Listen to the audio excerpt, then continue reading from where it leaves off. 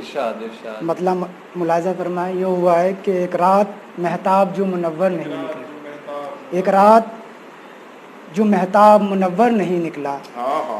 ایسا تو کوئی سوگ کا منظر نہیں نکلا، ایسا تو کبھی سوگ کا منظر نہیں نکلا، حیرت میں تھے سب دیکھنے والے سرے مقتل، حیرت میں تھے سب دیکھنے والے سرے مقتل، قاتل تیرے ہاتھوں میں جو خنجر نہیں نکلا، قاتل تیرے ہاتھوں میں جو خنجر نہیں نکلا، حیرت میں تھے سب دیکھنے والے سرے مقتل، حیرت میں تھے سب دیکھنے والے سرے مقتل، قاتل تیرے ہاتھوں میں جو خنجر نہیں نکلا، ایک رات جو مہتاب منور نہیں نکلا، ایسا تو کبھی سوگ کا منظر نہیں نکلا، سر کاٹ کے نیزے پہ میرے سر کو سجایا، سر کاٹ کے نیزے پہ میرے سر کو سجایا، ایسا کوئی دنیا میں ستمگر نہیں نکلا، ایسا کوئی دنیا میں ستمگر نہیں نکلا۔ اور بطور قاضی شعر دیکھیں کہ سینے میں بہت اٹھتے ہیں طوفان یہاں پر،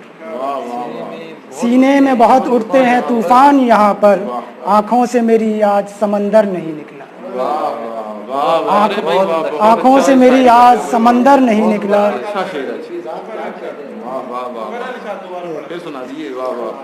سینے میں بہت اٹھتے ہیں طوفان یہاں پر، آنکھوں سے میری آج سمندر نہیں نکلا۔ یہ شعر دیکھیں کہ چہرے تو سبھی لگتے ہیں مانوس سے مجھ کو، چہرے تو سبھی لگتے ہیں مانوس سے مجھ کو،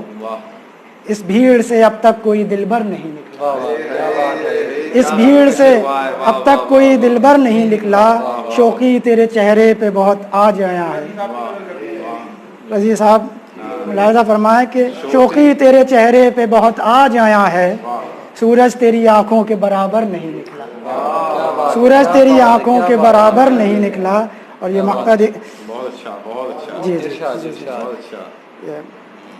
اس غزل کا آخری شعر دیکھیں کہ اس آگ کے شعلے سے جو محفوظ رہا ہو، اس آگ کے شعلے سے جو محفوظ رہا ہو، ایسا میری بستی میں کوئی گھر نہیں نکلا،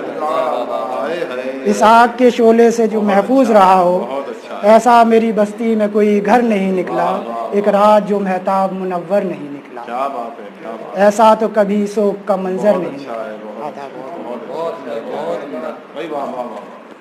ذوالفقار علی زلفی صاحب اپنا کلام ارشاد فرما رہے تھے، شکریہ۔